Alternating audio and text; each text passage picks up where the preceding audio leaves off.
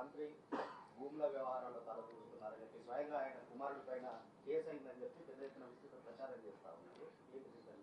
So ఇందాక నేను చెప్పాను కదా, ఇవాళ ప్రభుత్వం ఇంకా వాళ్ళు ప్రభుత్వంలో ఉన్నాము, మేము ప్రభుత్వంలో ఉన్నాం కాబట్టి మంత్రి కొడుకు మీద కేసు పెట్టించామని ఆ వాక్కులు అనేది తప్పు.